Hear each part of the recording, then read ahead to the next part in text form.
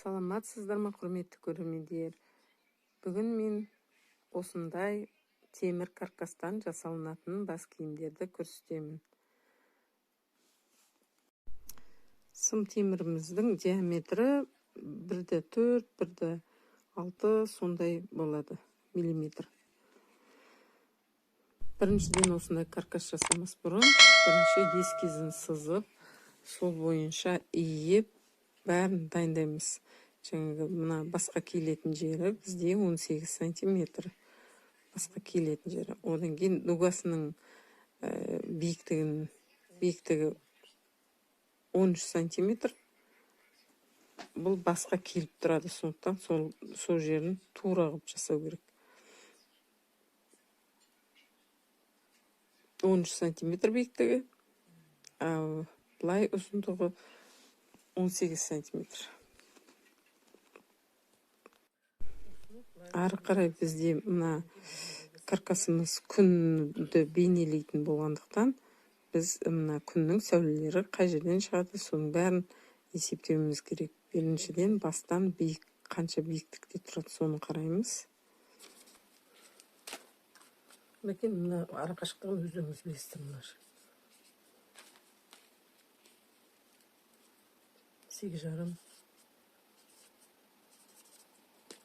Арғай мына точкаға дейін уже өздеріңіз домалатып әдемі алып келтіресіздер.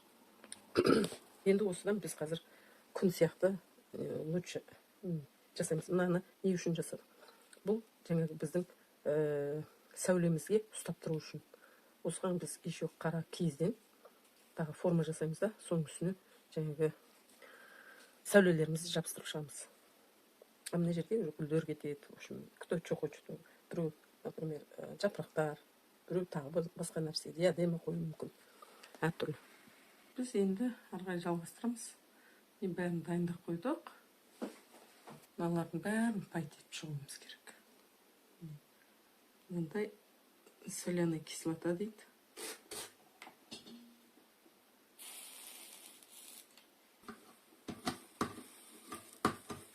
Жанып тұрып, және сол ектесір.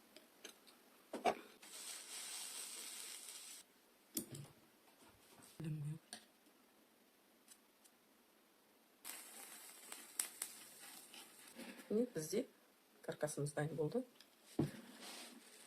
Просто пайтет шықтық болды. Мынау бізде кислота соляная. Мынау олово деп аталады. Өстіп жіңішке қылсаңыз жақсы болады да. Мынау паяльник электрический. Сол осыны өстіп жасап шығара саламыз. Енді ары қарай дальше көрсетемін.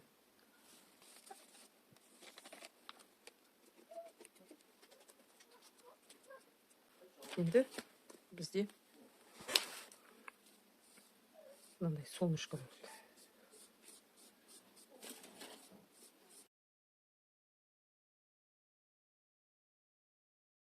Міне, осылай болып шығады бізде.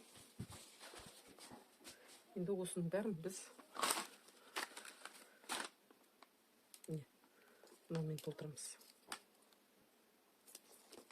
Мындай не сатылады, осындай. Осымен толтырамыз. Бірінші мынаның бәрін бояп алу керек, қарап мынандай. Одан кейін барып арғай жалғастырамыз. Мынандай пачкаде замок дейді.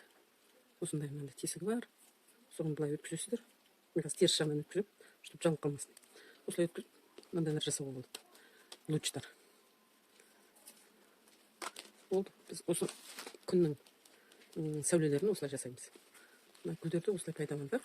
Бұл маған заказ берген кісінің өзінің үйінде жатқан гүлдері осы неге тура келіп тұрды. Жақсы.